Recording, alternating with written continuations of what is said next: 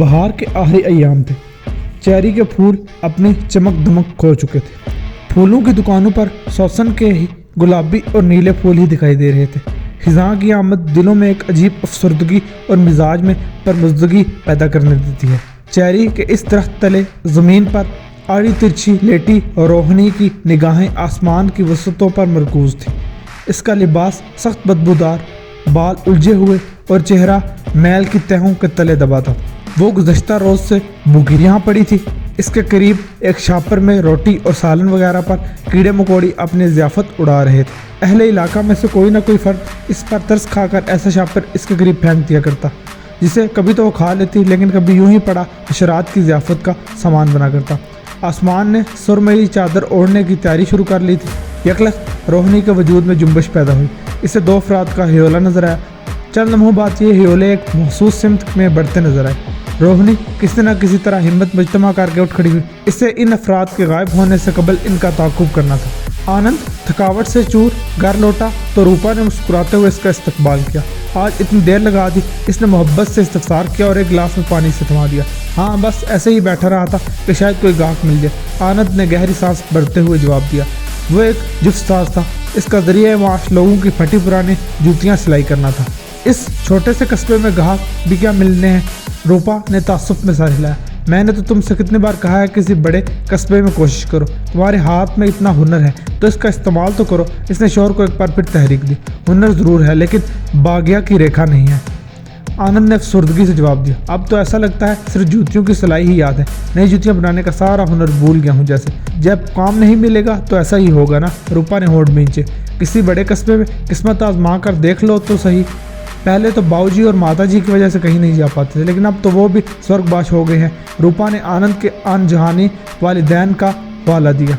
उन दोनों की खिदमत के बायस आनंद कई बरसों से इसी इलाके तक महदूद होकर रह गया था। छोड़ो इन बातों को, समय आने पर देखा जाएगा कि क्या करना है। ये रोहनी कहाँ है? दिखाई नहीं दे रही। कहीं बाहर खेल रही है क्या? आनंद ने बात टालने की गर्ज से कहा। रोहनी इनकी अकलौती बेटी थी। वो बाहर कहीं खेलती भी है क्या? रूपा ने एक बार फिर अफसुर्दगी से जवाब दिया। बल्कि यूं कह लो कि कोई भी इसे अपने साथ खिलाना पसंद नहीं करता। रूपा की इस बात पर आनंद का दिल अफसुर्दगी से लबरेज हो गया। इसकी रंगत स्याही माइल, आंखें बेहद छोटी, अंदर को धंसी हुई थी। होंठ मोटे थे, चिपटी नाक, आगे निकली हुई पेशानी, रूखे सवैयों नुमा बाल इसकी बदनुमाई में अपना किरदार अदा करते थे। आम वालिदैन की तरह वो भी अपनी औलाद को कुदरत का हसीन शाहकार समझकर बेहद मोहब्बत करते थे। लेकिन इस ज़माने का क्या किया जाए कि इसके सीने में माँ बाप जैसा दिल और आंखों में इन जैसा नूर नहीं होता। इलाके के सभी बच्चे इससे कन्नी को उतराते और अपने साथ किसी भी खेल कूद में शरीक ना करते। वो इसे काली बिल्ली, कुल्लो रानी, भूतनी, चुड़ैल जैसे अलकाबात से पुकारते। रोहनी का दिल लहू लुहान हो जाता। वो ज़हमी निगाहों से इन्हें देखती और अपने घर चली जाती और किताबों में मगन हो जाया करती। अंदर पढ़ाई कर रही होगी फिर, अच्छी बात है। मैंने भी सोच लिया है कि इसे बहुत पढ़ाऊंगा। इसने एक जज्ब के आलम में कहा। भगवान तुम्हारी हर इच्छा पूरी करे। रूपा ने बड़ी मोहब्बत से शोर को देखा। इसे सब्जी तरकारी लेने भेजा था, आती होगी बस। आनंद अब किसी गहरी सोच में गर्क दिखाई देने लगा। इसकी हम मिजाज रूपा ने यह तब्दीली बड़ी फौरन ही बांप ली और इसके कंधे पर हाथ रखकर कहने लगी, उल्टे सीधे विचार मन में क्यों लाते हो? उल्टे सीधे तो नहीं, हकीकत ही सोच रहा हूँ कि ऊपर वाले की लैला भी निराली है। हमारी औलाद मेरी बजाय तुम्हारे रंगो रूप भी चुरा सकती है। इसने अपने होंठ कुचले। क्यों भाई, तुम में किस चीज़ की कमी है? सिर्फ शक्लो सूरत हसीन होने से कोई सुंदर नहीं होता। असल सुंदरता तो मन की होती है और तुम जैसा सुंदर मर्द मैंने कहीं नहीं देखा। तुम हर किसी का ख्याल रखते हो, सामान देते हो, रिश्तों को अच्छी तरह निभाते हो। असल सुंदरता तो यही होती है। रूपा ने बड़ी मोहब्बत से जवाब दिया। आनंद को इसकी मोहब्बत और हुलूस पर कोई शुबा नहीं था, ताहम वह ज़मीनी हक़ाइक़ भी नज़रअंदाज नहीं करता था। और फिलवक्त सबसे बड़ी हकीकत यही थी कि रोहनी इसकी तरह बदसूरत थी। ज़ाहिरी शक्ल सूरत और खूबसूरती पर मार मिटने वाली इस दुनिया में अपनी बेटी के मुस्तकबिल की सोचें इसे अक्सर बेकल कर दिया करती। इसे इल्म था कि यह तफक्कुरात रूपा को भी लायक थे, लेकिन वो इसकी दिल आज़ारी के ख्याल से हमेशा तस्वीर का मुस्बत पहलू ही दिखाया करती। इसने आनंद की थकावट दूर करने के लिए इसकी टांगें दबानी शुरू कर दी। इसे अब रोहनी की आमद का इंतजार था ताकि जल्द अज जल्द खाना बना सके। 10 साल रोहनी काफ़ी देर से दामोदर की दुकान पर खड़ी थी और अपने बारी का इंतजार कर रही थी। इसके बाद आने वाले ग्राहक सब्जी लेकर चले गए, लेकिन वो वहीं खड़ी रही। काका जल्दी से आलू और प्याज दे दो ना, कब से कह रही हूँ तुम्हें, वो झुंझलाकर बोली। दामोदर ने बैंगन से भरा एक लिफाफा अपने सामने रखे गुशनाम को थमाया और नागवारी से देखते हुए बोला, फारिग दिखाई दे रहा हूँ क्या तुझे? मैं सब्र नहीं होता क्या? इतनी देर से सब्र ही तो कर खड़ी हूँ काका, जल्दी करो ना। वो तंग आकर कहने लगी। तो तेरी कौन सी ट्रेन छूट रही है? दामोदर इस्तेहज़ाइया हंसा। हाँ तो मैंने कब कहा कि ट्रेन छूट रही है, इंसान को और भी तो काम होते हैं, मैं अपना होमवर्क छोड़ कर आई हूँ, वो भी अपने साबिका अंदाज में बोली। तो उन्हें पढ़ लिख कर कौन सा कमिश्नर लग जाना है। दामोदर ने तंज किया और इसका मतलूबा सामान तैयार करने लगा। मेरे 1-2 जूतियों के जोड़े सिलाई होने हैं, वो भी ले जा, अपने बापू को दे देना, लेने में खुद ही आ जाऊँगा। दामोदर ने एक तवक्कुफ के बाद कहा। रोहिणी चंद लम्हों के लिए सोच में मुबतला हुई, फिर एक फैसले पर पहुँच कर कहने लगी, ठीक है दे दो, ले जाऊँगी। वो दुकान में मेज़ के नीचे रखे हैं, मेरी कमर में ज़रा दर्द है, झुक नहीं सकता, निकाल लेगी तो बड़ा उपकार होगा। दामोदर का अंदाज यकसर तब्दील हो गया। रोहिणी ने इस बाद में सारी लाया और अपनी सब्जी का थैला एक जानिब रख कर दुकान में दाखिल होगी। वो वहाँ मेज़ के नीचे पड़े हैं। दामोदर ने अकबी समेत पर्दे के पीछे इशारा किया। रोहिणी बिला ताअम्मुल आगे बढ़ गई। दामोदर ने मुहतात निगाहों से चारों तरफ का जायजा लिया और रोहिणी के कम में चल दिया। रोहिणी ने इतनी देर में मेज़ तले से वो जूते निकाल लिए थे। कोई थैला दे दो मुझे ये जूते डालने के लिए, वो उजलत में बोली। हाँ देता हूँ, ज़रा दम तो ले। दामोदर ने पुरहवस निगाहों से इसे देखा और इसकी कलाई थाम ली। ये क्या कर रहे हो काका, वो बिदक गई। कुछ नहीं, मैं तुझे कहानियों की एक किताब देना चाहता हूँ, तुझे बहुत पसंद है ना कहानी। इसने रोहिणी को पिचकारा। हाथ छोड़ो पहले मेरा, वो मचल कर बोली। कम उम्री के बावजूद इस रूपा ने अच्छे बुरे की पहचान करा दी थी। वो जानती थी कि रोहिणी जैसे बच्चे किसी भी जहनी बीमार शख्स के लिए बहुत आसान हदफ हुआ करते हैं। वो प्यार, खलूस और मीठे बोलों के लालच में ऐसे अफराद की हवस की भीड़ चढ़ जाया करते हैं। अरे इतना गुस्सा क्यों हो रही है, मैं तो तेरा काका हूँ, क्या हुआ अगर मैंने प्यार से तेरा हाथ पकड़ लिया। मुझे पता है कोई भी तेरे साथ नहीं खेलता, तू बहुत अकेली है। मुझसे कहानियों वाली किताब ले जाया करना, तेरा समय अच्छा बीत जाया करेगा। दामोदर ने एक और चारा डाला। रोहिणी को शिद्दत से कुछ गलत होने का एहसास होने लगा। वो लम्हाती तवक्कुफ के बाद चीख कर कहने लगी, अगर मेरा इतना ही हाल है तो अपनी बेटी को भेज दिया करना मुझसे खेलने के लिए, वो भी तो मेरी जितनी है। अपनी आवाज़ आहिस्ता रख। दामोदर भड़का और मोहतात निगाहों से पर्दे की झुर्री से बाहर देखने लगा। रोहिणी ने इसकी लम्हाती गफलत का फ़ायदा उठाया और इसके हाथ पर ज़ोरदार तरीके से दांत काट कर खुद को इसकी गिरफ्त से आज़ाद करा लिया। इसके बाद वह जख्म भरकर बाहर निकली और सब्जी का थैला पकड़कर घर की जानिब दौड़ लगा दी। दामोदर अपना हाथ से हिलाता, तिल मिलाती नजरों से इसे ओझल होता हुआ देखता रहा। कहाँ रह गई थी तू रोहिणी, इतनी देर लगा दी। रूपा ने इसे देखते ही इस्तफसार किया। अगले ही लम्हे इसका गैर मुतवाज़न तनफ़ुस और उड़ी हुई रंगत देकर वो ठिठक कर रह गई। क्या हुआ है तुझे? वो दामोदर काका है ना, वो मुझे। रोहिणी का सांस बुरी तरह बेहमवार हो गया। क्या हुआ है, क्या किया है दामोदर ने तुझे? इसी लम्हे आनंद की आंख भी खुल गई। वो मुझे दुकान के अंदर ले गया, कह रहा था कि कहानियों की किताबें दिया करूंगा। रोहिणी ने बताया। वो अच्छा आदमी बिल्कुल भी नहीं है। आनंद का चेहरा तैश से सुर्ख हो गया। वो बिला सोचे समझे घर से निकला और दामोदर की दुकान की जानिब बढ़ गया। दामोदर ने इसे अपने सिमत आते देखा तो लम्हा बार के लिए गड़बड़ाया, तब बहुत जल्द खुद को पुरसुकून कर लिया। इसने फौरी तौर पर अपने जहन में इस सूरत हाल से निपटने की हिकमत अमली तैयार कर ली। आनंद तुंदो तेज हवा के भगोले की तरह दामोदर के पास आया और इसका गिरबान पकड़कर दुकान से बाहर घसीट लिया। तेरी ये जुर्रत खराम हो कमीने, ये तेरी जुर्रत। वो आपे से बाहर हो चुका था। क्या हुआ है आनंद, आराम से बात करो, क्या हुआ है तुझे? दामोदर ने हैरत और बौखलाहट का शानदार मुजाहरा किया। इसी इस्लाम में वहाँ मजीद कई अफराद भी इकट्ठे हो गए। रूपा भी मुतवहिश अंदाज में रोहिणी का हाथ था में एक सिमत खड़ी शोर की हालत देखकर खुद भी लड़ रही थी। तो इस काबिल है क्या कि तुझ पर आराम से बात की जाए? जानवर जलील इंसान। आनंद ने इसे देखकर गोंसू की जद पर रख लिया।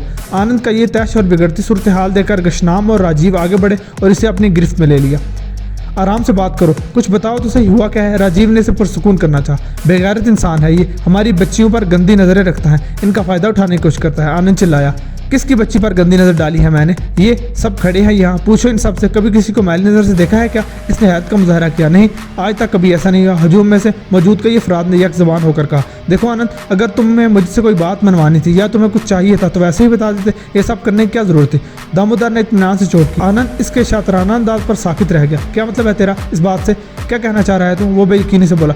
दामोदर ने चेहरे पर मुतासिफाना तासुरात सजाए और आज़ुर्दगी से कहने लगा, तूने कुछ रोज़ पहले मुझसे थोड़ा सा उधार मांगा था ना, मैं तुझे नहीं दे सका, तो तूने तब भी मुझसे कहा था कि तुझे बहुत पछताना पड़ेगा, और आज तो अपने बच्ची को यूं बीच में घसीट लाई। भगवान जानता है कि मैंने कभी इसे इस नज़र से नहीं देखा। अरे देखने के लिए यही कल्लो रानी रह गई है क्या?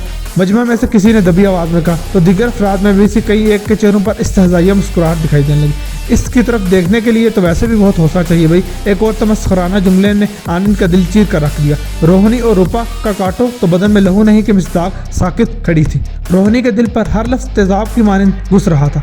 हाँ, इतना तमाशा करने की जरूरत नहीं है, बेहतर यही है कि इस मामले को अपने घरों में निपटाओ। कस्बे के एक बुजुर्ग ने दामोदर और आनंद को मशवरा दिया। वो बात अलग थी कि आंखों ही आंखों में आनंद के लिए वाज़े शुबहात, गुरेज और किसी हद तक हकारत थी। वो एक इनकलाबी लम्हा था। आनंद का वजदान भांप गया कि रोहिणी की कम रोई और इसकी गुर्बत इंसाफ की राह में हायल सबसे बड़ी रुकावट है। इस एहसास ने आनंद को इस कदर शिकस्ता कर दिया कि इसने पल भर में वो फैसला कर लिया जिसके लिए रूपा जाने कई बरसों से कोशिश कर रही थी। और इसने घर पहुंचते ही रूपा से मुखातिब होकर भींची हुई आवाज़ में कहा, मैं कल बड़े कस्बे में जाकर किसी खोली और काम का पता करता हूँ। बेहतर ये है कि अब हम यहाँ से कहीं और चले जाएं। हाँ स्वामी, यही बेहतर है। कम से कम ये गुर्बत हमें इस तरह जलील तो नहीं करेगी। रूपा की आंखों में वो लम्हात याद करके आंसू भर आए। दोनों अफराद अब एक मखसूस गोशे की तरफ रवां दवां थे। रोहिणी के लिए ये नज़ारा नया नहीं था, इसके बावजूद चेहरे पर कर्ब उमड़ा। हिस्सियात इसी जानिब मुतवज्जा हो चुकी थी। वो मुनासिब फासला रखे हुए इन दोनों के हक़ में चलती रही। इसे यकीन था कि इन्हें किसी की मौजूदगी का रत्ती भर भी अंदाज़ा नहीं होगा। ये यकीन कुछ बेबुनियाद भी नहीं था। इससे कबल भी रोहिणी ने हर ताकुब कामयाबी से ही निभाया था। मुकाबिल एक लम्हे के लिए भी इसकी जानिब मुतवज्जो नहीं हो पाया था। दोनों अफराद कुछ देर यूं ही आगे बढ़ते रहे, फिर एकदम इनके कदम साकित हो गए। रोहिणी भी चाबुक दस्ती से फौरन एक आड़ में हो गई। इसे इल्म था कि अब आगे क्या करना है। आनंद अगले ही रोज़ बड़े कस्बे की जानिब रवाना हो गया। इसकी वापसी 3 दिन बाद हुई। वो काफ़ी थका हुआ और निढाल दिखाई दे रहा था। रूपा ने फौरन एक गिलास में पानी लाकर इसे थमा दिया। कोई काम बना या नहीं, इसने तजब्जुब में दरियाफ्त किया। हाँ, काम का बंदोबस्त भी कर रहे हैं और खोली का भी। सामान वगैरह बांध लो, हम 2-3 दिन में ही चले जाएंगे यहाँ से। इसने एक गहरी सांस खारिज की और पानी वहीं ख़त्म किया और चारपाई पर नीम दराज होकर आंखें मूंद ली। रूपा ने इसके हुक्म की तामील की और 2 रोज़ में ही सारी तैयारी मुकम्मल कर ली। वो तीनों किसी को कुछ बताए बगैर बड़े कस्बे में मुंतकिल हो गई। यहाँ जूते बनाने वाला एक कारखाना था। आनंद को इसी कारखाने में मुलाजमत मिली थी। यहाँ हम अपना बोशिया खुद बनाएंगे। मैं रोहिणी को कस्बे के सबसे बड़े और बेहतरीन स्कूल में दाखिल कराऊंगा। वो पढ़ लिख कर बहुत आगे जाएगी। आनंद ने रूपा से कहा, हाँ हम सब भूल जाएंगे, अब कोई इसकी शक्ल सूरत पर उंगली नहीं उठाएगा। रूपा का कल्बो रुख बेहद लहूलुहान था। एक सुनहरे मुस्तकबिल के ख्वाब आंखों में सजाए वो बुनियादी नुकता यकसर ही फरामोश कर बैठे थे कि माजी का आसेब रोहिणी के दिलो दिमाग को गिरफ्त में इस तरह अपने साथ ही मौजूद है। बस इसने अपनी मौजूदगी एक मखसूस वक्त पर जाहिर करके इनकी ये जिंदगियां एक नए तलातुम से दो चार कर देनी थी। इस नए कस्बे में मुंतकिल हुए 4 बरस का अरसा बीत गया। रोहिणी अब शबाब की दहलीज पर कदम रख चुकी थी। इसकी ज़िंदगी तन्हाई और एहसास महरूमी का शिकार थी। वो पढ़ाई लिखाई में मुतवस्सित दर्जे से आगे ना बढ़ सकी, ना ही अपने हल्का अहबाब परवान चढ़ा सकी। इसकी जमात में हर लड़की इससे दूर ही रहती। लड़के इसके साय से भी दूर भागते थे। वो इससे आसपास देखकर ही इधर उधर हो जाया करते। अपने हम उम्रों का ये गुरेज रोहिणी का दिल लहू लहू कर देता, लेकिन कोई दरमाना था। वो बरगद के पेड़ तले बैठी हाली नज़रों से सब लड़कों और लड़कियों को बाहर में गुफ्तगू और हंसी मजाक करते देखती रहती। स्कूल के लड़के और लड़कियों में दोस्ताना और रोमानवी ताल्लुकात भी आम थे, लेकिन रोहिणी की ज़िंदगी से यह आना यकसर हाली था। उम्र बढ़ने के साथ किसी रफाकत का एहसास इसके दिल में हलिश की चुटकियाँ भरता, लेकिन दरमाह मिलता भी तो कैसे। वो खामोशी से बरगद के पेड़ के तले अपना वक़्त गुजारती और दोबारा पढ़ाई में मसरूफ़ हो जाती। ये मामूलात काफ़ी अरसा यूँ रवां दवां थे। फिर इसकी ज़िंदगी में गौतम की आमद हुई। गौतम इस स्कूल में नया आया था। वो रोहिणी से एक जमात आगे था। इसे देखते ही रोहिणी के वजदान ने भांप लिया कि वो कहीं ना कहीं इसके कबील से ताल्लुक़ रखता है। गौतम एक पस्त कामद लड़का था। इसकी टांग पोलियो का शिकार और चेहरे पर चीचक के दाग थे। ये बदनुमाई इसका सबसे बड़ा ऐब थी। वो भी फारिग वक्त गुजारने के लिए कोने खुदरे तलाश किया करता। कुछ ही रोज़ बाद रोहिणी की जानिब मुतवज्जो दिखाई देने लगा। यहाँ क्यों बैठी रहती हो तुम? इसने एक रोज़ दरियाफ्त कर लिया। वहाँ मेरी कोई जगह नहीं है। रोहिणी ने गहरी सांस लेकर जवाब दिया। क्यों?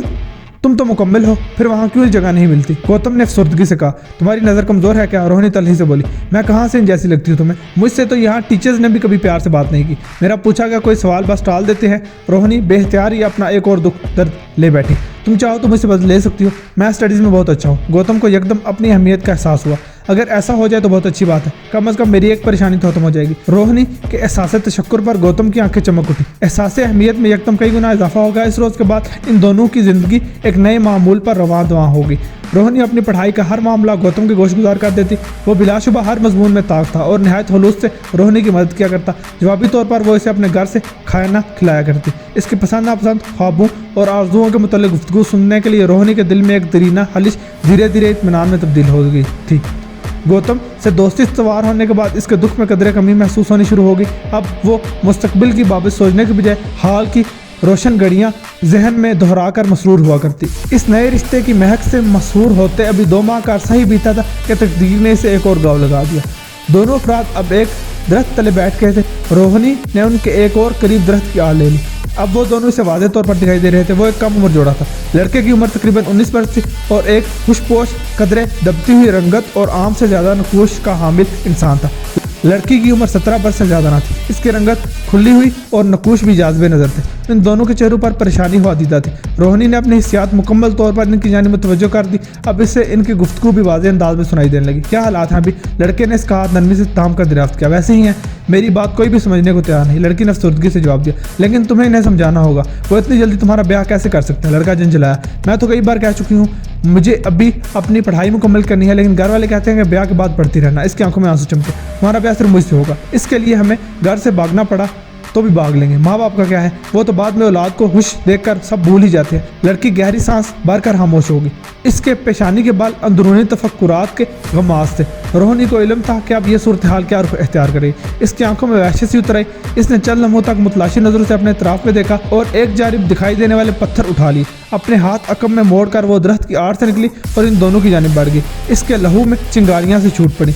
गौतम 3 रोज से स्कूल से गैर हाजिर था। रोहिणी शदीद बेचैनी में मुबतला हो चुकी थी।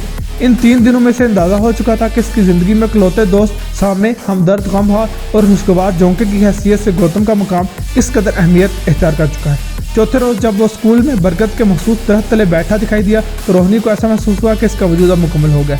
वो लपक कर इसकी जानिब बढ़ी और इसे करीब देखते ही ठटक गई। गौतम, तुम काफ़ी नकाहत सजा दिखाई दे रहे हो। इसकी आंखों तले हल्के और होंठ पिपड़ी ज़्यादा थे। क्या हुआ तुम्हें? कहाँ गायब थे इतने दिनों से? तबीयत तो ठीक है ना तुम्हारी? वो बेरब्ती से कहती चली गई। हाँ ठीक हूँ बस। गौतम ने अफसरदगी से हाथ झुका लिया। नहीं ठीक नहीं है, तुम बताओ मुझे क्या हुआ है। रोहिणी मुज़र हुई। टांग का इन्फेक्शन बहुत बढ़ गया है। डॉक्टर ने कहा है ऑपरेशन ना कराया तो बाद में टांग काटने की नौबत भी आ सकती है। गौतम ने होंठ कुचलते हुए बताया। इसकी वाहिद सलामत टांग पर एक फोड़ा निकला हुआ था जो बढ़ते बढ़ते शदीद इन्फेक्शन की सूरत इख्तियार कर गया था। भगवान ना करे ऐसी बातें मुंह से क्यों निकालते हो? रोहिणी होल कर रह गई। तो और क्या करूँ? अभी दीदी के ब्याह का खर्चा भी सर पर है। अभी फ़ौरन ऑपरेशन नहीं हो सकता। मुझे दुख ये है कि मेरे सपने अधूरे रह जाएंगे। इसने शिकस्तगी से सर झुका लिया। क्या सपने हैं तुम्हारे? रोहिणी ने बड़े हल्लूस से दरियाफ्त किया। मैं भी एक नॉर्मल इंसान की तरह जीना चाहता हूँ। सोचा था कि इस टांग की जगह नकली टांग लगवा लूंगा, पढ़ाई मुकम्मल करके नौकरी करूंगा, 4 पैसे कमाऊंगा, फिर एक अच्छी सी लड़की से ब्याह करूंगा। लेकिन यहाँ तो दूसरी टांग भी मेरा साथ छोड़ने लगी है, इसने हसरत से बताया। रोहिणी का दिल शिद्दत से धड़क उठा। क्या तुमने कोई अच्छी लड़की देख रखी है? उसने बेहतियार पूछ लिया। हाँ है एक लड़की जिसका मन बहुत उजला है और पवित्र है, जिसके दिल में प्रेम और सच्चाई है। गौतम ने गहरी नज़रों से रोहिणी को देखा। रोहिणी को अपने रुखसार और कानों में एक अजीब सी नोयत की हिद्दत फूटती महसूस हुई। ये एहसास बहुत गैर मानूस ताहम बेहद फरहत आमेज था। कितने पैसे चाहिए तुम्हें दोनों ऑपरेशन के लिए? इसने किसी सोच के तहत दरियाफ्त किया। जवाब में गौतम ने एक भारी रकम बताई। रोहिणी किसी सोच में मुबतला हो गई। चंद लम्हों बाद इसके जहन में एक ख्याल आ रहा है जिस पर अमल पैरा होकर गौतम का ये मसला हल किया जा सकता था।